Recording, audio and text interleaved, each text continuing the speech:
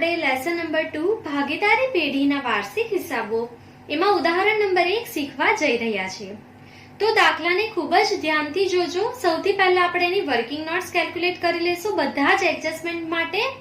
આ પહેલો દાખલો છે એટલે હું અહીંયા તમને બધા જ ખાના કઈ રીતે ડ્રો કરવાના છે, હેડિંગ્સ કઈ રીતે આપવાના છે એ હું તમને અહીંયા બતાવી દઈશ અને બધા જ જે હવાલા છે એની એન્ટ્રી હું આજે તમને ધીરે ધીરે શીખવાડીશ। આના પછીના સમથી આપણે ડાયરેક્ટલી એન્ટ્રી કરતા શીખી જઈશું। ક્લિયર? આ તમારો પહેલો દાખલો છે એટલે હું તમને વર્કિંગ નોટ્સમાં બધી જ એન્ટ્રી બતાવું છું। તો દાખલો શરૂ કરીએ તેના પહેલા એક વસ્તુ નોટ કરી લેજો કે જે તમારું પેજ નંબર 1 હશે એના પર તમારું વેપાર ખાતું બનશે, ત્યાર પછી પેજ નંબર 2 પર નફા નુકસાન ખાતું બનશે, પેજ નંબર 3 પર તમારું નફા નુકસાન ફાળવણી ખાતું અને ભાગીદારોના મૂડી ખાતા અથવા ચાલુ ખાતા બેમાંથી કોઈ એક બનશે। ક્લિયર? પેજ નંબર 4 પર આપણે પાકું સરવૈયું બનાવશું અને પેજ નંબર 5 પર આપણી વર્કિંગ નોટ્સ હશે એટલે કે એડજસ્ટમેન્ટ હવાલાઓની જે ગણતરી આપણે કરેલી હશે તે પેજ નંબર 5 પર હશે। ક્લિયર? સો આ યાદ રાખી લેજો, તમારે આ જ રીતે ટેબલ બનાવવાના છે। આ જે આપણું લેસન છે તે આપણે હવાલાઓ વાઇઝ શીખીશું, ઉદાહરણ વાઇઝ નથી શીખવાના કે એક્સરસાઇઝ કન્ટિન્યુઅસ જે છે તે નથી શીખવાના। આપણે 6 હવાલાવાળા જેટલા પણ દાખલાઓ છે તે પહેલા ગણી લઈશું। ક્લિયર? તો બોર્ડ એક્ઝામ માટે જેટલા પણ મોસ્ટ એમપી દાખલા છે તે હું તમને બધા ગણાવીશ। આ વિડીયો શરૂ કરતા પહેલા ઉદાહરણ નંબર 1 ટેક્સ્ટ બુકમાં ઓપન કરી લેજો અને પેન્સિલ સાથે રાખજો। સૌથી પહેલા દાખલામાં ધ્યાન આપો તો તમે રકમ જોઈ શકો છો। અહીંયા આખા દાખલામાં તમારે ચેક કરવાનું છે કે તમને દાખલામાં મૂડી ખાતાની બાકી આપેલી છે એની સાથે ચાલુ ખાતાની બાકી આપેલી છે કે નહીં। તો આખા દાખલાને ધ્યાનથી જોશો તો તમને દાખલામાં ખાલી ભાગીદારોની મૂડી જ આપવામાં આવેલી છે, તો તમે દાખલામાં કયું ખાતું બનાવશો તો ભાગીદારોના મૂડી ખાતા। ક્લિયર? હું રિપીટ કરું છું, આખા દાખલામાં તમને ભાગીદારોના મૂડી ખાતા જ આપવામાં આવેલા છે, ચાલુ ખાતાની કોઈ પણ માહિતી આપવામાં આવેલી નથી। તો આપણે દાખલામાં ભાગીદારોના મૂડી ખાતા બનાવીશું।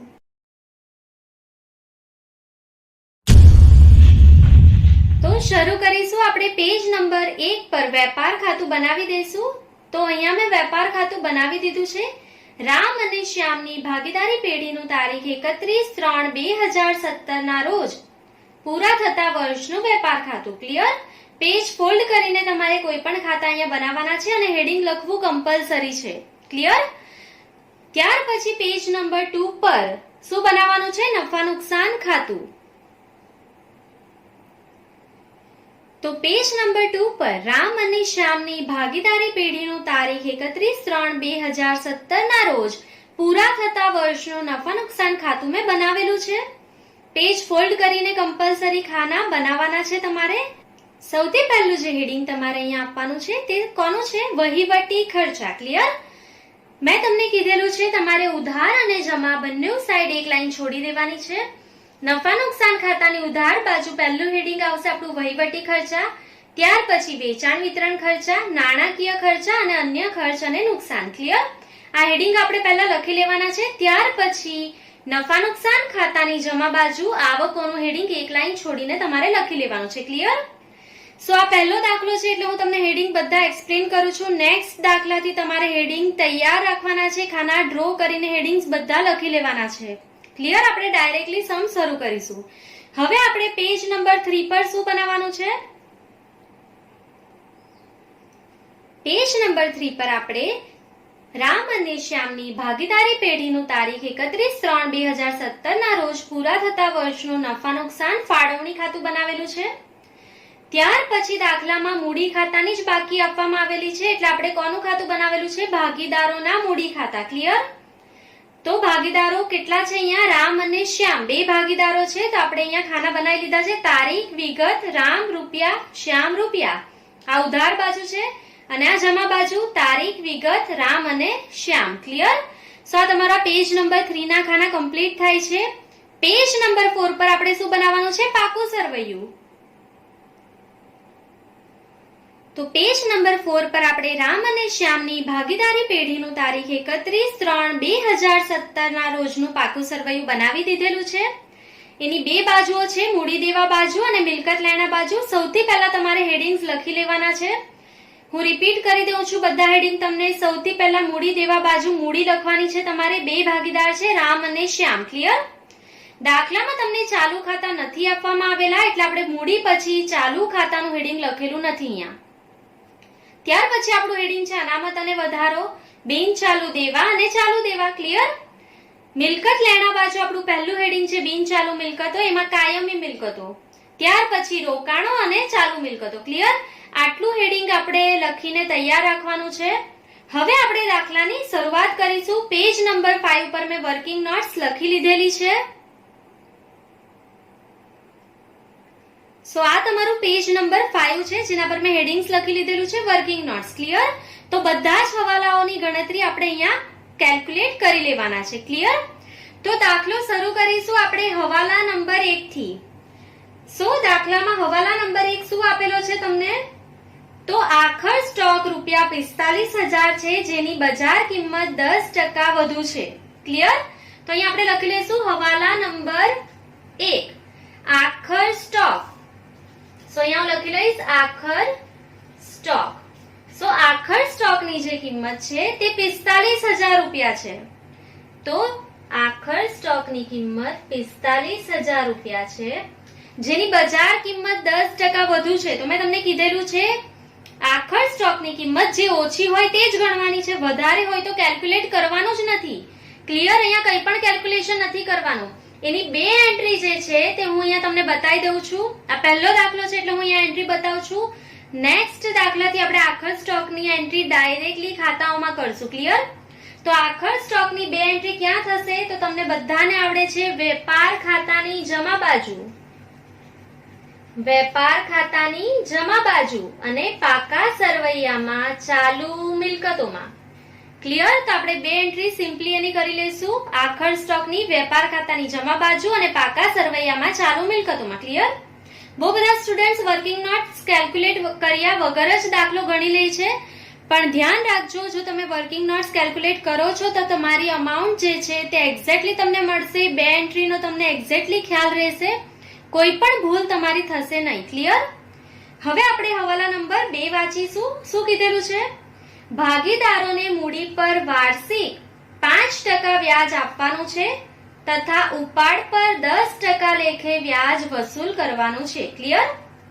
સો અહીંયા આપણે લખી લઈશું ભાગીદારોના મૂડી પર વ્યાજ. નંબર 2 ભાગીદારોના મૂડી પર વ્યાજ.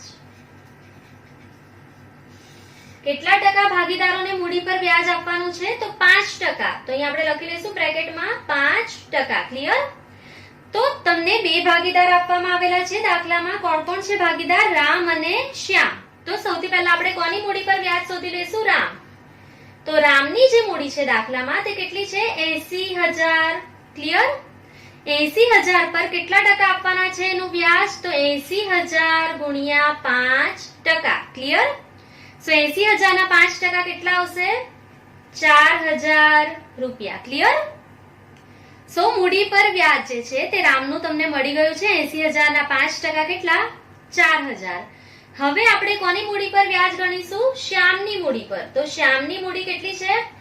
70,000. એના પણ 5% ગણી લઈશું તો કેટલો જવાબ આવી જશે? ₹3,500. ક્લિયર? તો તમને રામ અને શ્યામની મૂડી પર વ્યાજ મળી ગયું છે. આ પહેલો દાખલો છે. હું રિપીટ કરું છું એટલે હું તમને બધી વર્કિંગ નોટ્સ અહીંયા બતાવું છું. નેક્સ્ટ દાખલાથી આપણે બધી જે એન્ટ્રી છે તે મેક્સિમમ એન્ટ્રી આપણે ડાયરેક્ટલી કેલ્ક્યુલેટ કરશું. ક્લિયર? હવે મૂડી પર વ્યાજ આપણે ગણી લીધું છે. એની બે એન્ટ્રી તમને બધાને આવડે છે. મૂડી પર વ્યાજની બે એન્ટ્રી ક્યાં કરવાની છે? તો મૂડી પર વ્યાજ મૂડી ખાતાની જમા બાજુ જ લખાય. તો અહીંયા લખી લઈશું મૂડી ખાતે જમા. તો ઉપર ઓપોઝિટ કરવાનું છે. ઉપર કયું ખાતું હશે? તો નફા નુકસાન ફાળવણી ખાતું. તો નફા નુકસાન ફાળવણી ખાતાની કઈ બાજુ લખવાનું છે? ઉધાર. ક્લિયર? મૂડી ખાતે જમા કરવાનું છે, નફા નુકસાન ફાળવણીમાં ઉધાર. ક્લિયર? અને ડાયરેક્ટલી કઈ રીતે કેલ્ક્યુલેટ થાય તે હું તમને સમમાં બી બતાવી દઈશ અત્યારે, એટલે તમને એક્ઝેક્ટલી ખ્યાલ આવી જશે. ક્લિયર? હવે તમને દાખલામાં આ જ એડજસ્ટમેન્ટમાં કીધેલું છે કે ભાગીદારોના ઉપાડ પર 10% લેખે વ્યાજ વસૂલ કરવાનું છે. ક્લિયર? તો આપણે લખી લઈશું ભાગીદારોના ઉપાડ પર વ્યાજ. ભાગીદારોના ઉપાડ પર વ્યાજ. કેટલા ટકા વ્યાજ વસૂલ કરવાનું છે ઉપાડ પર? 10%. ક્લિયર? તો બે ભાગીદાર છે અહીંયા, રામ અને શ્યામ. તો આપણે લખી લઈશું રામ અને શ્યામ. તો રામનો જે છે તમને ઉપાડ આપી દેવામાં આવેલો છે. કેટલો છે? તો દાખલામાં તમે જોશો તો તમને રામનો ઉપાડ કેટલો મળશે? 18,000. એના કેટલા ટકા કરી લો? 10%. તો કેટલું છે વ્યાજ? 1800 આવી જશે. ક્લિયર? અને શ્યામનો જે ઉપાડ છે તે કેટલો છે? 16,000. એના પર 10% ગણી લેશું એટલે કેટલો જવાબ આવશે આપણો? 1600. ક્લિયર? ઉપાડ પર વ્યાજ. ઉપાડ ક્યાં લખાય? મૂડી ખાતાની ઉધાર બાજુ. તો એનું વ્યાજ જે છે તે પણ મૂડી ખાતાની કઈ બાજુ લખાશે?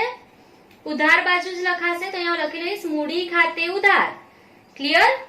તો નફા નુકસાન ફાળવણીમાં શું થાય? ઓપોઝિટ. તો આપણે લખી લઈશું નફા નુકસાન ફાળવણી ખાતે શું થાય? જમા. ક્લિયર? સો તમારો હવાલા નંબર 2 જે છે તે અહીંયા આપણે લખી લીધેલો છે. તો તમારે હવાલાની ટીક કરી દેવાની છે દાખલામાં. મૂડી પર નંબર 2 અને ઉપાડ પર નંબર 2 લખી લેવાનો છે તમારે. ક્લિયર? હજુ રિપીટ કરું છું, દાખલામાં તમે મૂડી અને ઉપાડ પર કયો નંબર લખી લેજો? હવાલા નંબર 2 ટીક કરી દેજો. ક્લિયર? ચાલો હવે આપણે હવાલા નંબર 3 જોઈશું. હવાલા નંબર 3 માં કીધેલું છે યંત્રો પર 10% અને ફર્નિચર પર 5% લેખે ઘસારો ગણો. ક્લિયર?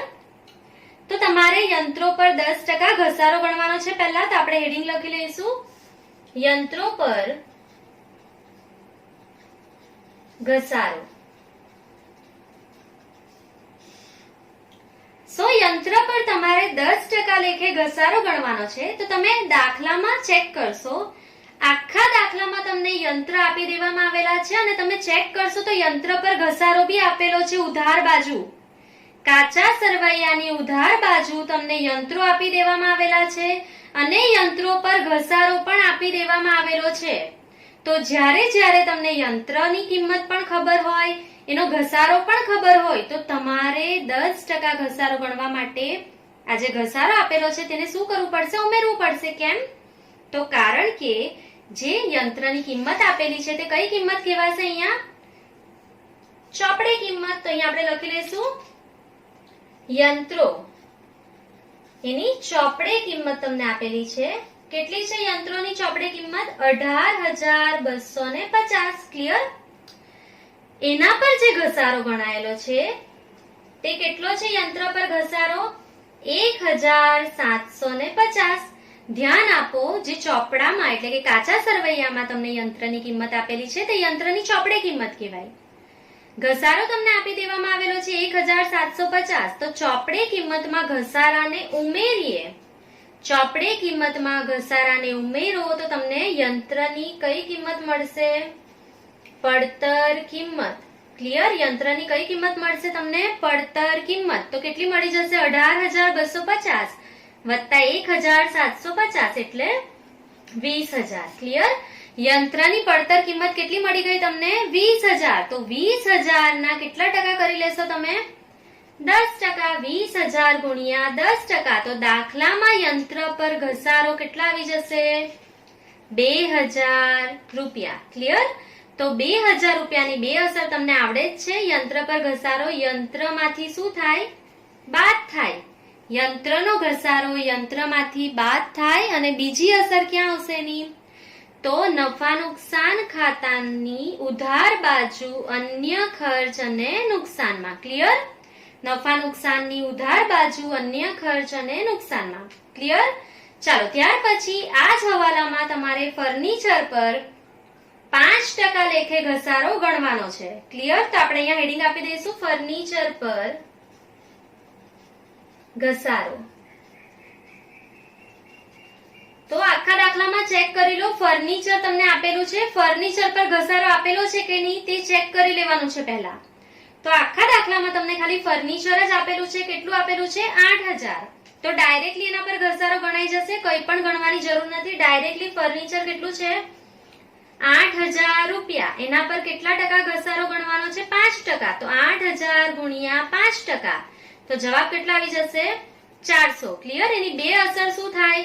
તો ફર્નિચર માંથી બાદ અને કોઈ પણ ઘસારો ક્યાં લખાય? નફા નુકસાન ખાતાની ઉધાર બાજુ અન્ય ખર્ચના હેડિંગમાં, અન્ય ખર્ચ અને નુકસાનના હેડિંગમાં. ક્લિયર? તો આ હવાલા નંબર 3 ની વર્કિંગ નોટ્સ આપણે કેલ્ક્યુલેટ કરી લીધેલી છે. યંત્ર અને ફર્નિચર પર ટીક કરી લેજો. હવાલા નંબર 3. ક્લિયર? રિપીટ કરું છું, યંત્ર અને ફર્નિચર પર તમારે ટીક કરવાનું છે. હવાલા નંબર 3. ક્લિયર? ચાલો હવે આપણે હવાલા નંબર 4 જોઈશું. દેવાદારો પર 5% ગાલખાત અનામતની જોગવાઈ કરો. તો દેવાદાર પર ગાલખાત અનામત ડાયરેક્ટલી આપણે પાકા સરવૈયામાં ગણીશું. એના માટે કોઈ વર્કિંગ નોટ્સ ગણવામાં આવતી નથી. તો ડાયરેક્ટલી દેવાદાર પર તમે લખી લેશો નંબર 4. હું રિપીટ કરું છું, દેવાદાર પર હવાલા નંબર 4 લખી લેજો. ક્લિયર? ચાલો ત્યાર પછી છે નંબર 5. ચૂકવવાના બાકી ખર્ચા પગાર ₹500, પરચુરણ ખર્ચા ₹150 અને ભાડું ₹150 છે. ક્લિયર? તો અહીંયા આપણે લખી લઈશું હવાલા નંબર 5. ચૂકવવાના બાકી ખર્ચા, ચૂકવવાના બાકી ખર્ચા. તમને ચૂકવવાનો બાકી સૌથી પહેલા શું આપેલો છે? પગાર. તો આપણે શું લખશું? ચૂકવવાનો બાકી પગાર. ચૂકવવાનો બાકી હોય પગાર, તો પગારમાં શું થાય? પ્લસ. પગારમાં પ્લસ. હવે તમને બધાને આવડે છે પગાર ક્યાં લખાય? નફા નુકસાનની ઉધાર બાજુ કયા હેડિંગમાં? વહીવટી ખર્ચમાં. ક્લિયર?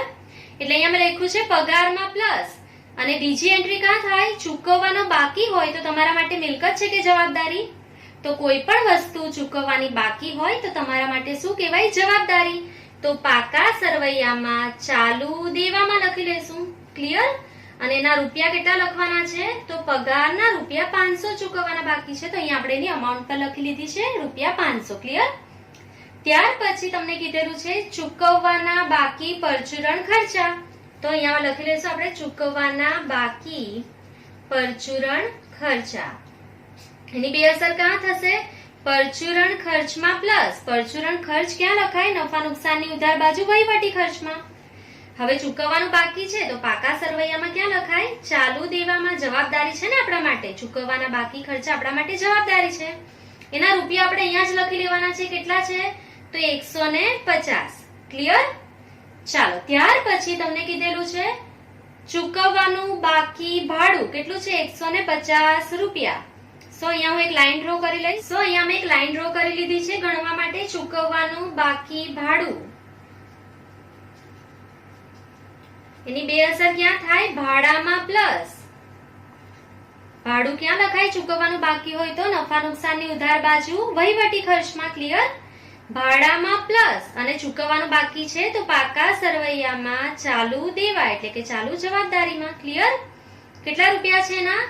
તો ₹150. ક્લિયર? તો આ તમારો નંબર 5 અહીંયા કમ્પ્લીટ થઈ ગયું છે. તમારે પગાર પર નંબર 5 લખવાનો છે, પરચુરણ ખર્ચા પર નંબર 5 અને ભાડા પર નંબર 5 હવાલો ટીક કરી લેવાનો છે ક્વેશ્ચનમાં. હું રિપીટ કરું છું, પગાર પર, પરચુરણ ખર્ચ અને ભાડું આ ત્રણ વસ્તુ પર હવાલા નંબર 5 તમારે ટીક કરી લેવાનો છે. હવે દાખલામાં હવાલા નંબર 6 આપેલો છે.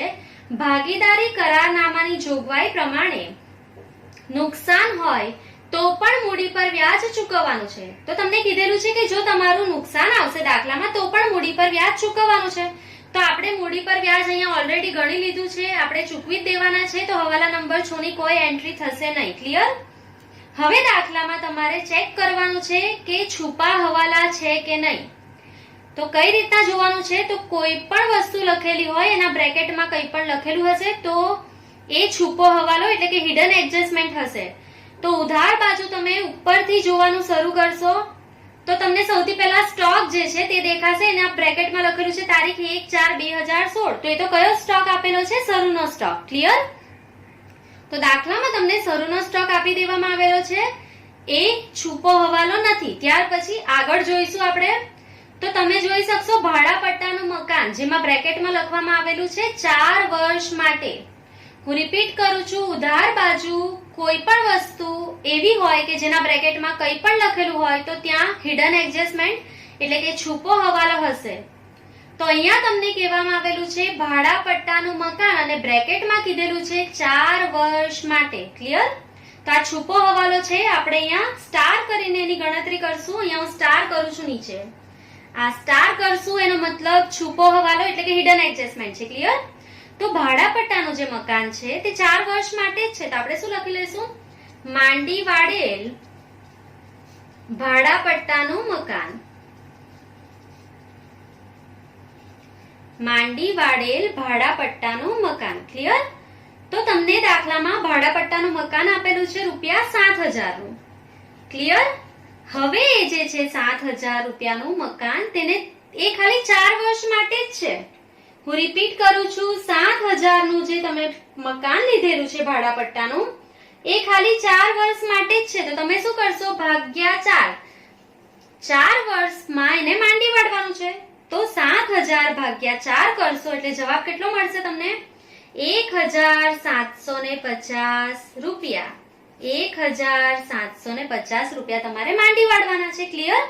હવે કઈ પણ વસ્તુ તમે માંડી વાળો તેની બે અસર ક્યાં થશે? તો એક તો ભાડા પટ્ટાના મકાનમાંથી બાદ, ભાડા પટ્ટાના મકાનમાંથી માઇનસ કરવાનું છે. ક્લિયર? મેં તમને કીધેલું છે ભાડા પટ્ટાનું જે મકાન હોય એને ઘસારાની જેમ જ ટ્રીટ કરવાનું છે. ક્લિયર? તો બીજી એન્ટ્રી ક્યાં થશે? તો ભાડા પટ્ટાનું મકાન માંડી વાળો તો ખર્ચ છે, નુકસાન છે ને તમારા માટે. તો ક્યાં લખી લેશો? નફા નુકસાનની ઉધાર બાજુ અન્ય ખર્ચમાં. જ્યાં ઘસારો લખાય ત્યાં જ ભાડા પટ્ટાનું મકાન લખાશે. ક્લિયર? માંડી વાળેલ બધી જ વસ્તુ આપણે ઘસારાની જેમ જ ટ્રીટ કરવાની છે. ક્લિયર? તો આ તમારો છુપો હવાલો થઈ ગયો છે અહીંયા. ત્યાર પછી ઉધાર બાજુ બધી જ વિગતો ચેક કરી લો. હવે તમને કોઈ પણ દેખાય છે કે જેના બ્રેકેટમાં કંઈ પણ લખેલું હોય? તો કંઈ નથી. ક્લિયર? હવે આપણે જમા બાજુ જોઈશું. જમા બાજુ એક પણ વિગત એવી દેખાય છે કે જેના અંદર બ્રેકેટમાં લખેલું હોય? તો હા, તમે જોઈ લો. ગીતાની 8% લોન. હું રિપીટ કરું છું, ગીતાની 8% લોન. એના બ્રેકેટમાં તમને તારીખ આપી દેવામાં આવેલી છે 1/10/2016. ક્લિયર? તો તારીખ આપેલી છે એનો મતલબ અહીંયા શું છે? છુપો હવાલો છે. ક્લિયર? તો અહીંયા આપણે એની ગણતરી કરી લેશું. અહીંયા હું પાછો સ્ટાર કરું છું, છુપો હવાલો છે એટલે અહીંયા સ્ટાર કરીને આપણે એની કેલ્ક્યુલેશન કરી લેશું. ક્લિયર? તો શું લખશું અહીંયા? ગીતાની 8%ની લોન પર વ્યાજ. ગીતાની 8%ની લોન પર વ્યાજ. તો તારીખ જે આપેલી છે, તમે ગીતાની લોન કઈ તારીખથી લીધી? તો તારીખ 1/10/2016 થી. વર્ષ ક્યારે પતશે આપણું? 31/3/17 પતશે. તો કેટલા મહિના થયા તે તમારે ગણી લેવાનું છે.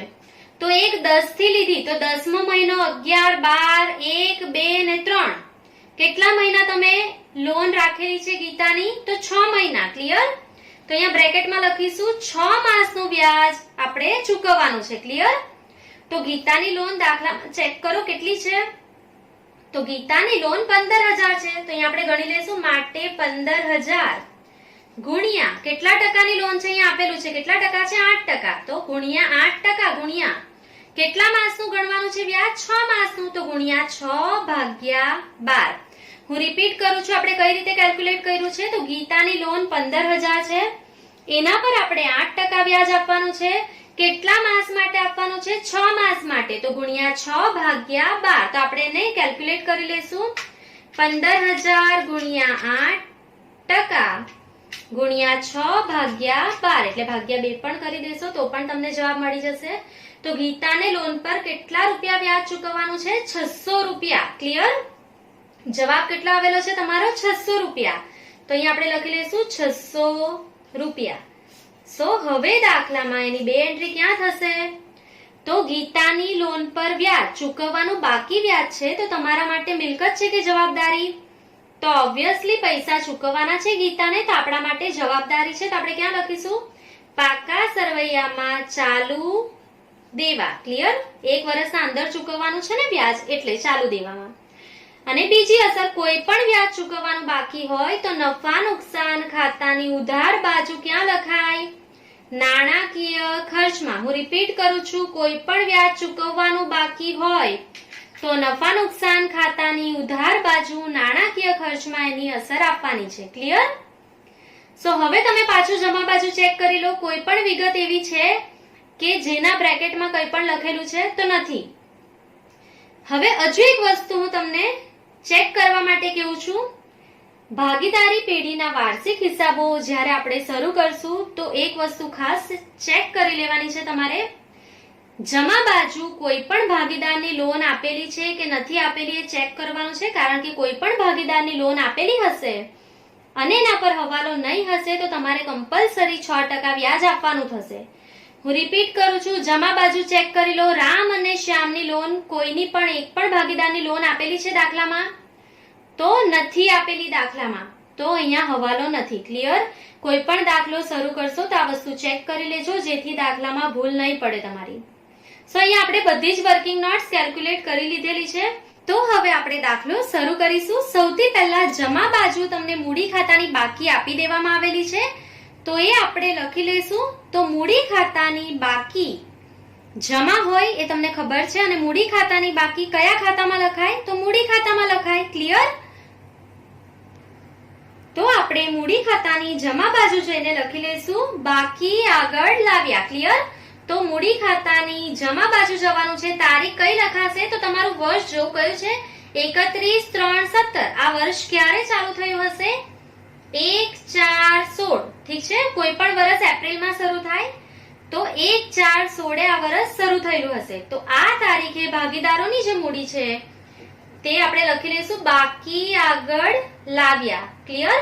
તો રામની જે મૂડી છે તે તમને દાખલામાં આપી દેવામાં આવેલી છે 80,000 રૂપિયા અને શ્યામની જે મૂડી છે તે કેટલી છે? 70,000 રૂપિયા. ક્લિયર? સો આપણે દાખલામાં રામ અને શ્યામની મૂડી લખી લીધેલી છે.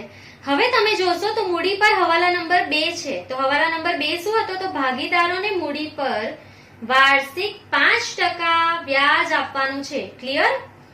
ભાગીદારોને મૂડી પર વાર્ષિક 5% વ્યાજ આપવાનું છે. તો જ્યાં મૂડી લખાય ત્યાં જ મૂડી પર વ્યાજ લખાય. વર્કિંગ નોટ્સ જોવાની નથી. હું ડાયરેક્ટલી શીખવાડું છું. હવે અહીંયા તમને જ્યાં મૂડી લખેલી છે ત્યાં જ આપણે એનું વ્યાજ લખી લઈશું. તારીખ કઈ લખીશું? તો વર્ષના આખરની તારીખે વ્યાજ ગણાય. ક્લિયર? સો 31/3/17. ઠીક છે? આખરની તારીખ લખવાની છે આપણે. અહીંયા શું લખી લઈશું? મૂડી પર વ્યાજ. મૂડી પર વ્યાજ ખૂબ જ ઈઝી છે. જ્યાં મૂડી ત્યાં જ એનું વ્યાજ.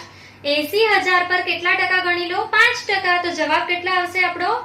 4,000. આ ડાયરેક્ટલી આપણે એન્ટ્રી કરીએ છીએ વર્કિંગ નોટ્સ જોયા વગર. 70,000 ના 5% કેટલા આવશે? 3,500. ક્લિયર? તો આપણે મૂડી પર વ્યાજની બે એન્ટ્રી અહીંયા કરી લીધી છે રામ અને શ્યામની. હવે એની બીજી અસર ક્યાં આપવાની છે? તો મેં તમને શીખવાડેલું છે જ્યાં મૂડી ખાતાની જમા બાજુ કોઈ વસ્તુ લખાય ત્યારે નફા નુકસાનમાં એને ઓપોઝિટ કરવાનું છે. નફા નુકસાન ફાળવણી ખાતામાં એને ઓપોઝિટ કરવાનું છે. ક્લિયર? સો અહીંયા એક લાઈન છોડી દેવાની છે આપણે. જો ચોખ્ખી ખોટ આવે તો અહીંયા આવશે, ચોખ્ખો નફો આવશે દાખલામાં તો આ બાજુ આવશે.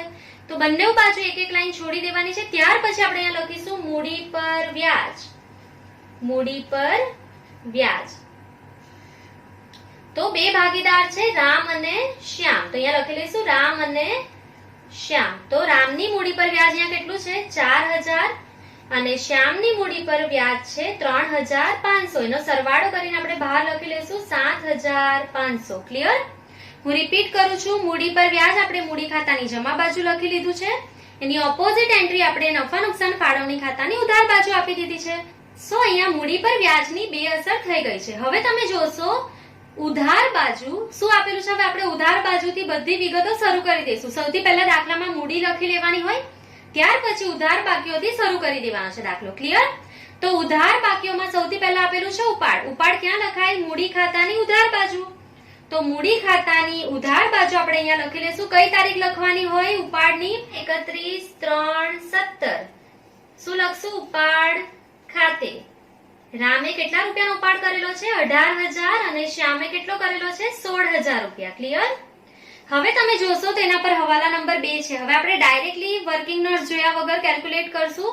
તો ઉપાડ પર વ્યાજ ગણવાનું છે 10%. તો જ્યાં ઉપાડ લખાય ત્યાં જ ઉપાડ પર વ્યાજ લખી લઈશું 31/3/17. વર્ષના અંતે ગણાશે એટલે શું લખી લઈશું? ઉપાડ પર વ્યાજ. કેટલા ટકા છે? 10%. તો 18,000 ના 10%, 1800 અને 16,000 ના 10%, 1600. અહીંયા ઉધાર કરેલું છે તો ઉપર શું કરવાનું છે? ઓપોઝિટ. એક લાઈન છોડીને આપણે લખી લઈશું ઉપાડ પર વ્યાજ. એક લાઈન છોડવાનું ભૂલવાનું નથી. ઉપાડ પર વ્યાજ. કોણ? રામ અને શ્યામ. તો રામનું જે ઉપાડ પર વ્યાજ છે તે 1800 રૂપિયા છે અને શ્યામનો જે ઉપાડ પર વ્યાજ છે તે કેટલા રૂપિયા છે? 1600 રૂપિયા. બંનેનો સરવાળો આપણે કરી લઈશું આઉટર કોલમમાં 3,400 રૂપિયા. ક્લિયર? સો ઉપાડને ટીક કરી લેજો અને હવાલા નંબર 2 જે છે તે આપણો કમ્પ્લીટ થઈ ગયો છે, એને આપણે ટીક કરી લઈશું. ક્લિયર? હવે ઉધાર બાજુ આગળ જોઈશું તો તમને શું આપેલું છે? દેવાદારો. તો દેવાદારો ક્યાં લખાય? તો તમને બધાને ખબર છે દેવાદાર પાકા સરવૈયામાં ચાલુ મિલકતના હેડિંગમાં લખાશે.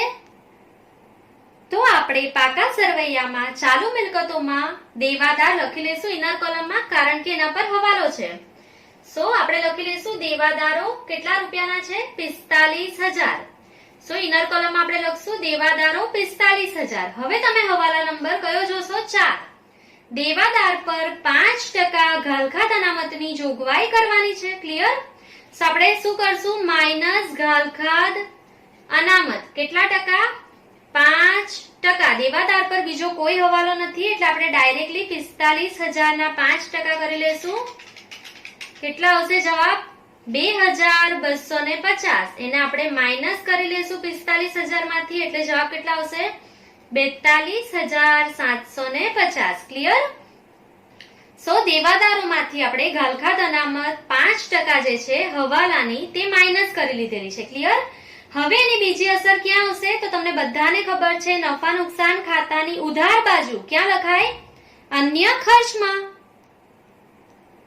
સો હવે આપણે નફા નુકસાન ખાતાની ઉધાર બાજુ અન્ય ખર્ચમાં લખી લઈશું. હવે તમારે યાદ રાખવાનું છે સ્ટેપ. તો તમને યાદ છે સૌથી પહેલા શું લખાય? ઘાલખાત કાચા સરવૈયાની. તો કાચા સરવૈયામાં તમે ચેક કરો તમને ઘાલખાત કેટલી આપેલી છે. તો ચેક કરશો તો તમને ઉધાર બાજુ મળશે 400 રૂપિયા. ત્યાં ટીક કરી દો, તમે એની એક એન્ટ્રી કરી લીધી છે. ઘાલખાત 400 રૂપિયા. હવે સ્ટેપ શું આવે? વત્તા ઘાલખાત હવાલાની, પણ હવાલામાં તો ઘાલખાત આપેલી જ નથી તો આપણે એ સ્ટેપને સ્કીપ કરી દઈશું. ત્યાર પછીનો સ્ટેપ શું આવે? ઘાલખાત અનામત હવાલાની. હવાલામાં અત્યારે આપણે કેટલા રૂપિયા ગણેલા છે? 2,250. તો અહીંયા ઉમેરી દઈશું તો સરવાળો કેટલો મળશે આપણને? 2,650. ક્લિયર? ત્યાર પછીનો સ્ટેપ શું આવે? માઇનસ ઘાલખાત અનામત કાચા સરવૈયાની. તો તમે દાખલામાં જમા બાજુ ઘાલખાત અનામત શોધી લો. કેટલી છે કાચા સરવૈયાની આપેલી? તો તમને 700 રૂપિયા મળી જશે જમા બાજુ. તો આપણે કાચા સરવૈયાની જે ઘાલખાત હોય તેને માઇનસ કરી લેવાની છે અહીંયાથી.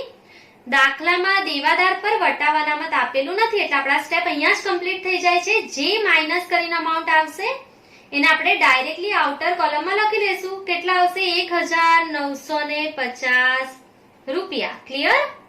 હું રિપીટ કરું છું. આપણે શું કર્યું? સૌથી પહેલા દેવાદાર પર હવાલો કેલ્ક્યુલેટ કરવાનો હતો તો પાકા સરવૈયામાં ચાલુ મિલકતમાં દેવાદાર માંથી શું માઇનસ કરી દીધું? ઘાલખાત અનામત હવાલાની.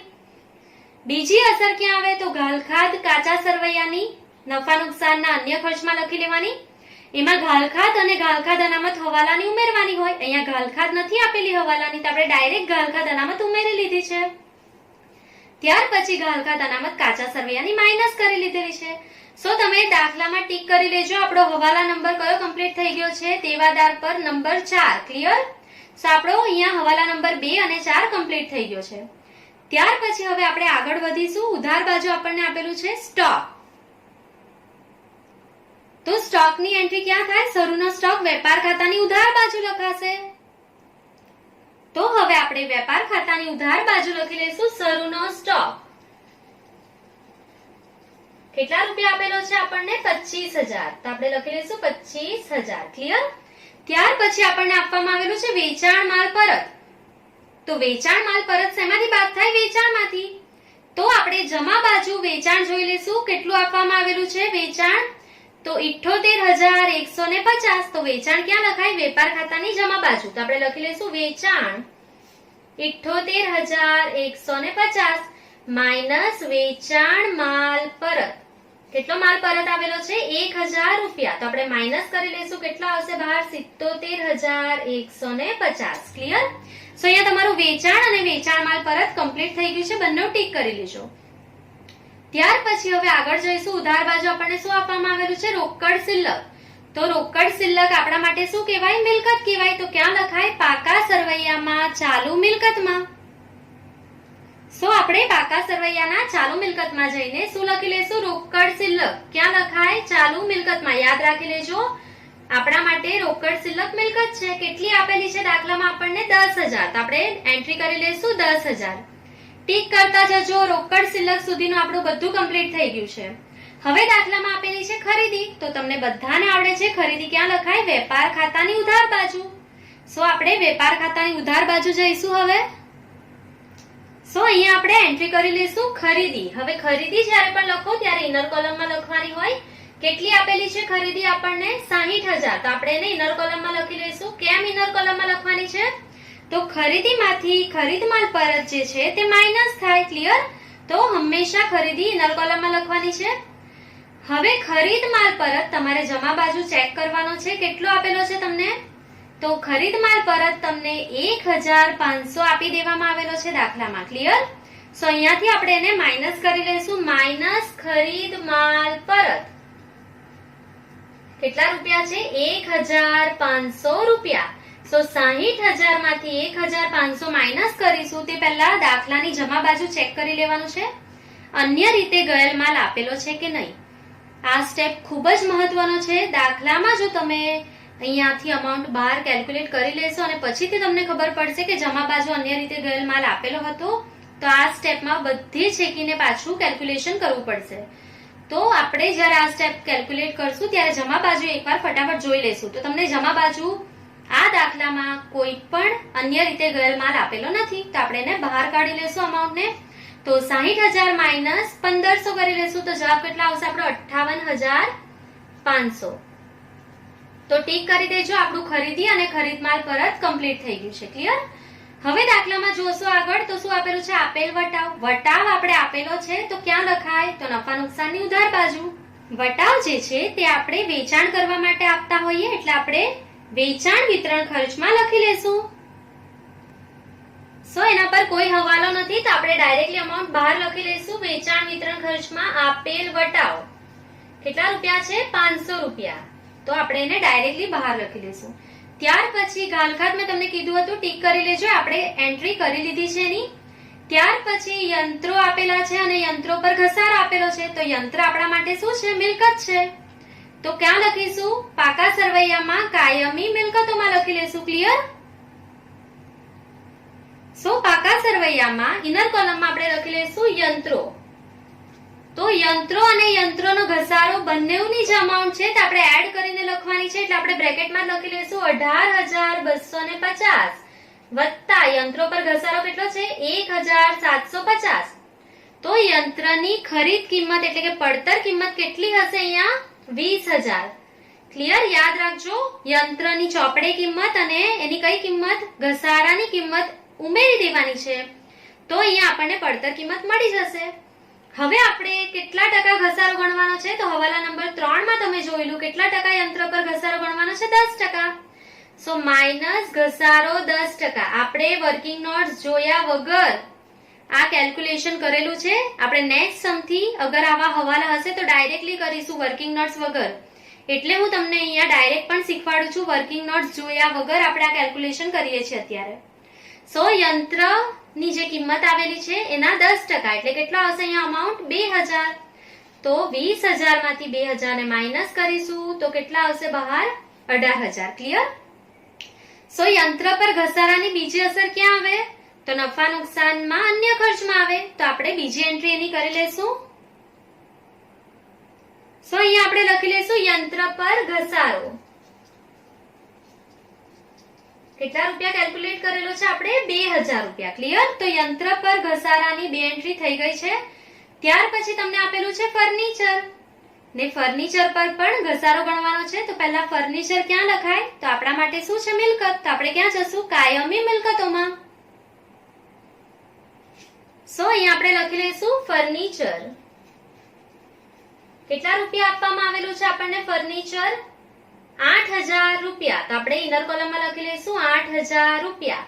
ફર્નિચર પર કેટલા ટકા ઘસારો ગણવાનો છે? તો 5%. તો અહીંયા આપણે લખી લઈશું માઇનસ ઘસારો. કેટલા ટકા કેલ્ક્યુલેટ કરવાનો છે? 5%. તો અહીંયા માઇનસ કરી દઈશું 400 રૂપિયા, એટલે બહાર કેટલી અમાઉન્ટ આવશે? 7,600. ક્લિયર? તો ફર્નિચર પર ઘસારાની બીજી અસર ક્યાં આવે? નફા નુકસાનના અન્ય ખર્ચમાં. તો ત્યાં આપણે લખી લઈશું ફર્નિચર પર ઘસારો કેટલા રૂપિયા? 400. ક્લિયર? તો અહીંયા આપણે લખી લઈશું ફર્નિચર પર ઘસારો કેટલા રૂપિયા ગણેલો છે આપણે? 400 રૂપિયા. ક્લિયર? ચાલો, તો હવે અહીંયા તમારો હવાલા નંબર કયો કમ્પ્લીટ થઈ ગયો છે? 3 કમ્પ્લીટ થઈ ગયો છે. હું તમને બધી એન્ટ્રી એકવાર બતાવી દઉં પહેલા, આગળ જતા પહેલા. સો અહીંયા વર્કિંગ નોટ્સમાં આપણે ટીક કરતા જઈશું. હું તમને બતાવી દઈશ. મૂડી પર વ્યાજની આપણે 2 અસર કરી દીધી છે, મૂડી ખાતે જમા અને નફા નુકસાન ફાળવણીમાં ઉધાર. તો ટીક કરી દો અહીંયા. ઉપાડ પર વ્યાજની 2 અસર આપણે કરી લીધી છે, મૂડી ખાતે ઉધાર, નફા નુકસાન ફાળવણીમાં જમા. તો હવાલા નંબર 2 આપણો કમ્પ્લીટ થઈ ગયો છે, મેં તમને કીધું હતું. ક્લિયર? હવાલા નંબર 3 જોશો તો યંત્રમાંથી 2000 માઇનસ કરી દીધા, નફા નુકસાનના અન્ય ખર્ચમાં એની એન્ટ્રી કરી દીધી આપણે. ફર્નિચર પર ઘસારો ગણી લીધો છે 400 રૂપિયા અને એની બંને એન્ટ્રી કરી દીધી છે. તો અહીંયા ટીક કરી લેવાનું છે. હવાલા નંબર 3 પણ આપણો કમ્પ્લીટ થઈ ગયો છે. ક્લિયર? ચાલો, ત્યાર પછી હવે દાખલામાં આગળ જોઈશું. તો શું આપેલું છે તમને? પરચુરણ ખર્ચા. તો અહીંયા મેં લખેલું છે પરચુરણ ખર્ચાનો હવાલો. ક્લિયર? હવે આપણે એને ડાયરેક્ટલી ગણશું. તો સૌથી પહેલા વિચારો, પરચુરણ ખર્ચા ક્યાં લખાય? તો વહીવટી ખર્ચમાં. નફા નુકસાનની ઉધાર બાજુ વહીવટી ખર્ચમાં જઈશું આપણે. સો અહીંયા આપણે લખી લઈશું પરચુરણ ખર્ચા. કેટલા આપેલા છે? તો પરચુરણ ખર્ચા તમને આપેલા છે 1500. તો ઇનર કોલમ આપણે લખી લઈશું 1500. હવાલો જે છે એના પર શું છે? નંબર 5. ચૂકવવાના બાકી પરચુરણ ખર્ચા કેટલા છે? 150. તો ચૂકવવાનું બાકી હોય તો શું થાય? પ્લસ. તો પ્લસ ચૂકવવાનું બાકી કેટલું? 150. તો અહીંયા એને એડ કરી દઈશું આપણે 1500 વત્તા 150. તો કેટલો જવાબ આવશે આપણો આઉટર કોલમમાં? 1650. ક્લિયર? હવે ચૂકવવાના બાકી 3 ખર્ચાઓ આપેલા છે, આપણે એની એક સાથે એન્ટ્રી કરી લઈશું. તો ચૂકવવાનો બાકી પરચુરણ ખર્ચ છે, ત્યાર પછી ચૂકવવાનો બાકી શું આપેલું છે? પગાર. તો દાખલામાંથી પગાર શોધી લેશું આપણે અને અહીંયા લખી લેશું પગાર. ઉધાર બાજુ તમે નીચે તરફ જોશો, છેલ્લેથી ત્રીજી એન્ટ્રી. કેટલો છે પગાર? 15000. ઇનર કોલમમાં લખી લેશું વત્તા ચૂકવવાનો બાકી. કેટલા પગાર છે ચૂકવવાનો બાકી? 500 રૂપિયા. તો અહીંયા એડ કરી દઈશું. તો આઉટર કોલમમાં કેટલા આવશે? 15500 રૂપિયા.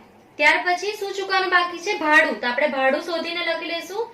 તો દાખલામાં ભાડું અને વેરા આપેલા છે ઉધાર બાજુ. ધ્યાનથી જોશો તો મળી જશે. કેટલા રૂપિયા છે? 5000 વત્તા ચૂકવવાના બાકી. કેટલું છે ચૂકવવાનું બાકી? ભાડું 150. તો એડ કરી દઈશું. તો કેટલો મળશે જવાબ? 5150. ક્લિયર? સો આ 3 ખર્ચાઓની બીજી અસર ક્યાં થાય? 3 ખર્ચા ચૂકવવાના બાકી છે. તો ચૂકવવાનું બાકી જો હોય તો આપણા માટે મિલકત છે કે જવાબદારી? તો જવાબદારી છે. તો આપણે ક્યાં જશું? પાકા સરવૈયામાં ચાલુ દેવામાં જશું. હવે આપણે અહીંયા 3 ખર્ચાઓની બીજી અસર આપી દઈશું. ચૂકવવાના બાકી પગાર, ચૂકવવાનો બાકી પરચુરણ ખર્ચ અને ચૂકવવાનું બાકી ભાડું અને વેરા. ક્લિયર? તો અમાઉન્ટ કેટલી છે એની? તો પગાર 500 રૂપિયા ચૂકવવાનો બાકી છે. હવાલામાં ધ્યાનથી જોશો તો તમને અમાઉન્ટ મળી જશે. ત્યાર પછી પરચુરણ ખર્ચા 150 ચૂકવવાના છે અને ભાડું અને વેરા 150 ચૂકવવાના બાકી છે. ક્લિયર? સો હવે હું તમને અહીંયા વર્કિંગ નોટ્સમાં બતાવી દઉં છું. આપણે બધા જ જે ખર્ચાઓ છે એની 2 એન્ટ્રી આપી દીધી છે. સો તમે ધ્યાનથી અહીંયા જોશો તો તમે હવાલા ડાયરેક્ટ જ ગણી લીધા છે વર્કિંગ નોટ્સને જોયા વગર. એકવાર આપણે ચેક કરી લેશું. ચૂકવવાનો બાકી પગાર, પગારમાં પ્લસ ચાલુ દેવામાં લખી લીધો છે 500 રૂપિયા. ચૂકવવાના બાકી પરચુરણ ખર્ચ, પરચુરણ ખર્ચમાં એડ કર્યા અને દેવામાં લખી લીધા 150 રૂપિયા. ચૂકવવાના ભાડા જે બાકી છે એની 2 એન્ટ્રી કરી લીધી છે, ભાડામાં પ્લસ અને ચાલુ દેવામાં કેટલા રૂપિયા લખી લીધા? 150. આ હવાલા નંબર 5 આપણો અહીંયા કમ્પ્લીટ થાય છે. તમારે એને ટીક કરી લેવાનું છે. હવાલા નંબર 5 કમ્પ્લીટ થઈ ગયો છે. ક્લિયર? હવાલા નંબર 6 ને બી ટીક કરી દેજો. મૂડી પર વ્યાજ આપણે આપી દીધું છે. ક્લિયર? તો હવે તમે દાખલામાં જોશો આપણો ખાલી એક જ એડજસ્ટમેન્ટ બાકી છે અને બે હિડન એડજસ્ટમેન્ટ, છુપા હવાલા. ક્લિયર? તો આ ગણતા પહેલા આપણે દાખલાને હવે આગળ વધારીશું. હવે દાખલામાં શું આપેલું છે આપણને? તો ભાડા પટ્ટાનું મકાન.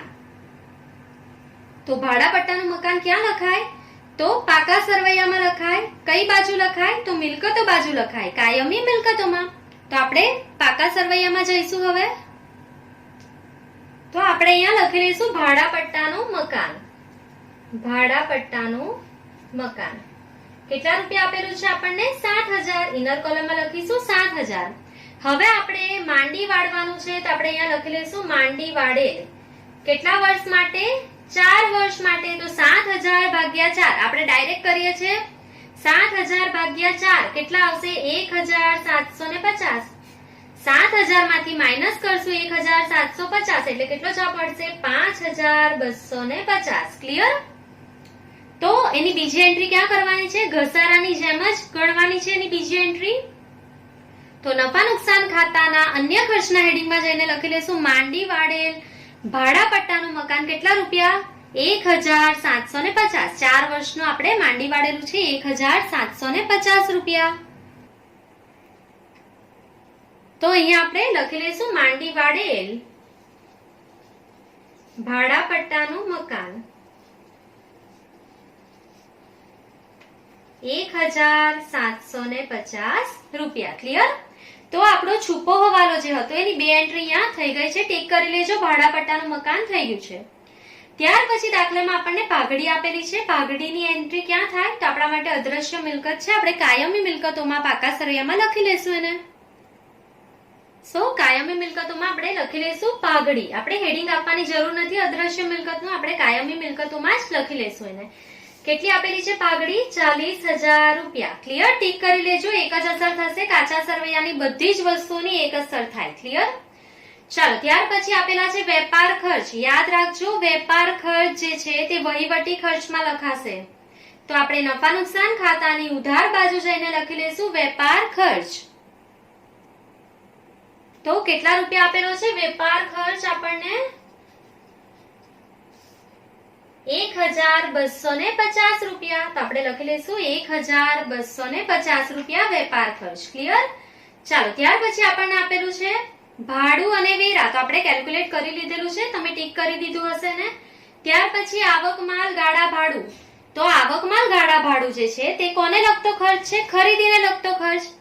અને ખરીદીને લગતા ખર્ચાની એન્ટ્રી ક્યાં થાય? વેપાર ખાતાની ઉધાર બાજુ. તો આપણે વેપાર ખાતામાં જઈશું. હવે આપણે અહીંયા હેડિંગ આપી દઈશું ખરીદીને લગતા ખર્ચા.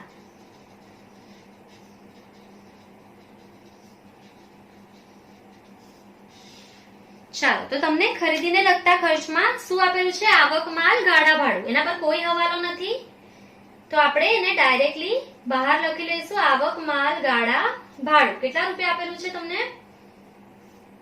400 રૂપિયા. તો આપણે લખી લઈશું 400 રૂપિયા. ક્લિયર? ત્યાર પછી આપેલું છે બેંક વ્યાજ. તો બેંક વ્યાજની અસર ક્યાં થાય? તો બેંક વ્યાજ આપણે ઉધાર બાજુ આપેલું છે, આપણા માટે ખર્ચ છે. તો આપણે ક્યાં લખીશું? નાણાકીય ખર્ચમાં. નાણાકીય ખર્ચ ક્યાં આવે? નફા નુકસાન ખાતાની ઉધાર બાજુ. તો આપણે નાણાકીય ખર્ચમાં અહીંયા લખી લઈશું બેંક વ્યાજ. કેટલા રૂપિયા છે? 500 રૂપિયા. ક્લિયર? ટીક કરી દેજો. કમ્પ્લીટ થઈ ગયું છે બેંક વ્યાજ. ત્યાર પછી વીમા પ્રીમિયમ 800 રૂપિયા આપેલું છે. વીમા પ્રીમિયમ પર કોઈ હવાલો નથી તો વીમા પ્રીમિયમ ક્યાં લખાય? વહીવટી ખર્ચમાં. નફા નુકસાનની ઉધાર બાજુ વહીવટી ખર્ચમાં. અહીંયા આપણે લખી લઈશું વીમા પ્રીમિયમ. કેટલા રૂપિયા છે? 800 રૂપિયા. તો ટીક કરી દેજો. એની એક એન્ટ્રી થઈ ગઈ છે. ત્યાર પછી પગાર. પગારની આપણે એન્ટ્રી કરી લીધેલી છે ઓલરેડી, એ તમે ટીક કરી લીધેલું હશે. ત્યાર પછી મજૂરી. મજૂરી કોને લગતો ખર્ચ છે? ખરીદીને લગતો. અને ખરીદીને લગતા ખર્ચા ક્યાં લખાય? વેપાર ખાતાની ઉધાર બાજુ. તો આપણે વેપાર ખાતામાં જઈશું. તો ખરીદીને લગતા ખર્ચમાં આપણે લખી લઈશું મજૂરી. કેટલા રૂપિયા આપેલી છે? 14,000 રૂપિયા. ક્લિયર? ટીક કરી લેજો. મજૂરી થઈ ગઈ છે. ત્યાર પછી દાખલામાં આપેલું છે અગાઉથી ચૂકવેલ વીમો. તો શું વિચારવાનું છે? અગાઉથી વીમો ચૂકવી દો તમે તો તમારા માટે મિલકત છે કે જવાબદારી? તો કોઈ પણ રૂપિયા અગાઉથી આપણે ચૂકવી દઈએ છીએ તો આપણા માટે શું છે? મિલકત છે. તો મિલકત ક્યાં લખાય? પાકા સરવૈયામાં. તો આપણે પાકા સરવૈયામાં જતા રહીશું. તો આપણે કયા હેડિંગમાં લખીશું હવે એને પાકા સરવૈયામાં? તો અગાઉથી ચૂકવેલ વીમો આપણા માટે મિલકત છે. કઈ મિલકત છે? ચાલુ મિલકત છે. તો આપણે અહીંયા લખી લઈશું અગાઉથી ચૂકવેલ વીમો.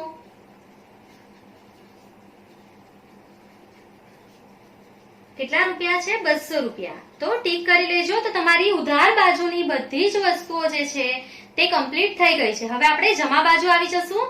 તો મૂડી આપણી થઈ ગઈ છે. ત્યાર પછી લેણદારો. તો લેણદારો ક્યાં લખાય? તો પાકા સરવૈયામાં ચાલુ દેવામાં લખાય. તો અહીંયા જ આપણે એની એન્ટ્રી કરી દઈશું. લેણદારો કોઈ હવાલો નથી તો આપણે એને આઉટર કોલમમાં એટલે કે બહાર લખી દઈશું. ડાયરેક્ટલી કેટલા આપેલા છે? 35,000 રૂપિયા. ક્લિયર? ત્યાર પછી ખરીદ માલ પરત આપણું કમ્પ્લીટ થઈ ગયું છે. ત્યાર પછી આપેલું છે બેંક ઓવરડ્રાફ્ટ. તો બેંક ઓવરડ્રાફ્ટ આપણી ટૂંકા ગાળાની જવાબદારી છે.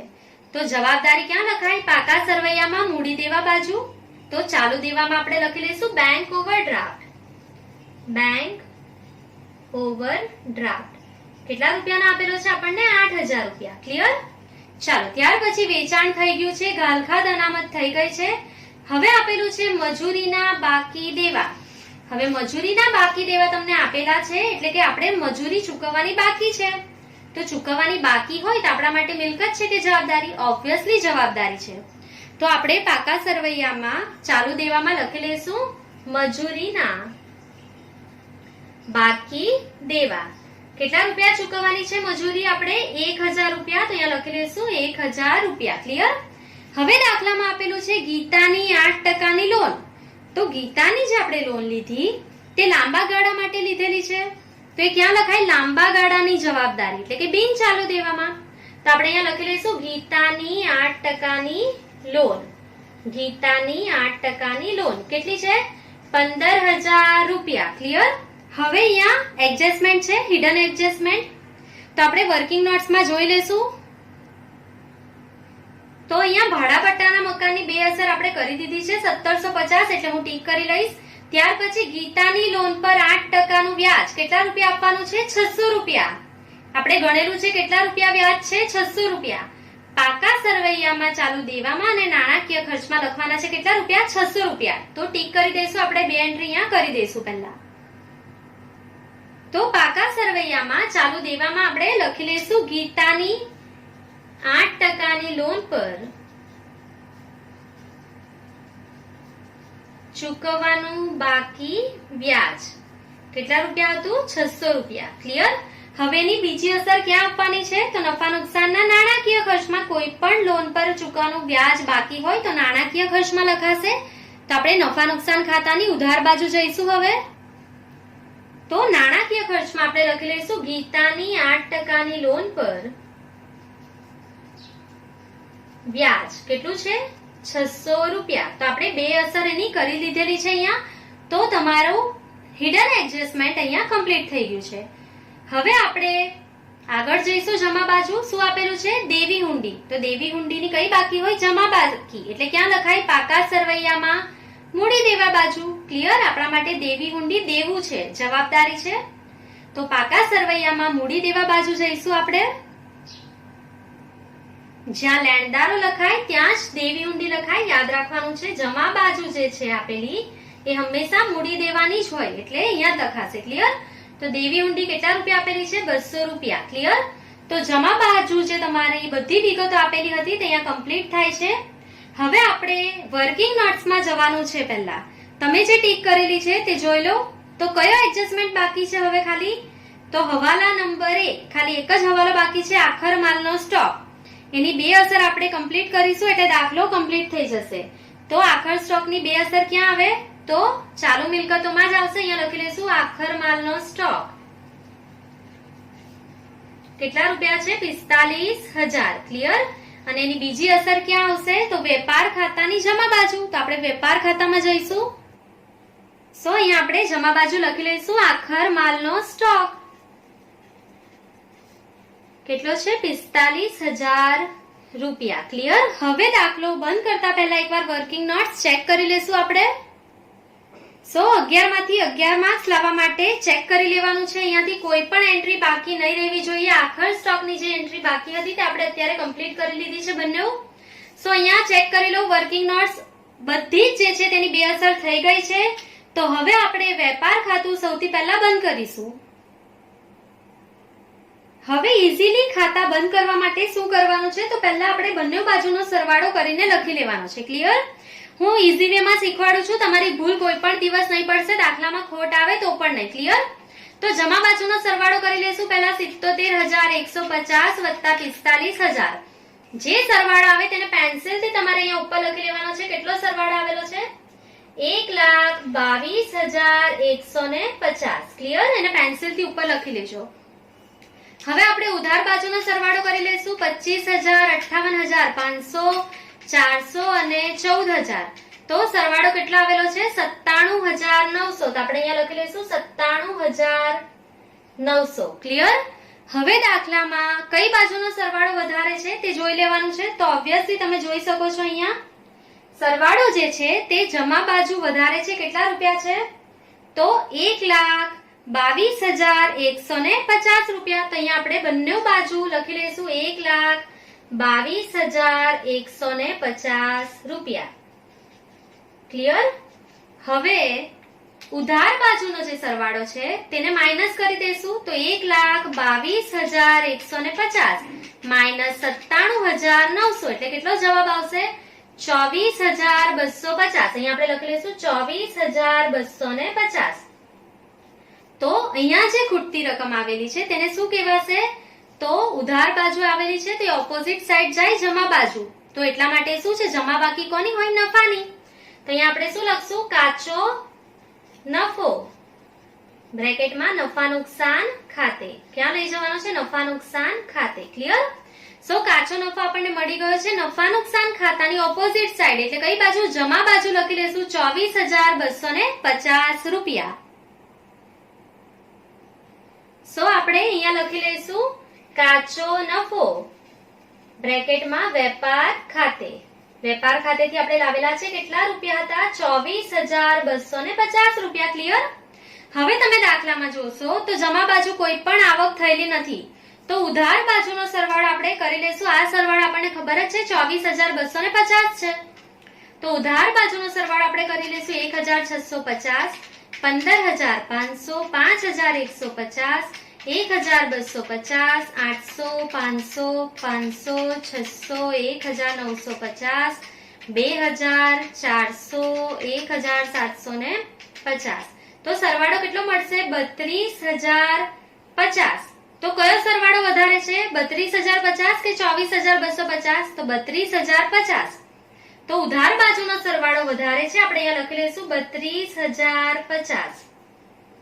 તો બંને બાજુ આપણે લખી લઈશું 32,050. ક્લિયર?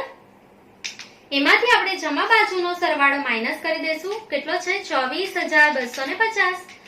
તો કેટલી તફાવતની રકમ આવશે? 7,800. તો આપણે અહીંયા લખી લઈશું 7,800. તો હવે જે આ રકમ આવેલી છે તે ઓપોઝિટ સાઈડ જશે. કઈ બાજુ? ઉધાર બાજુ. ઉધાર બાકી કોની હોય? ખોટની.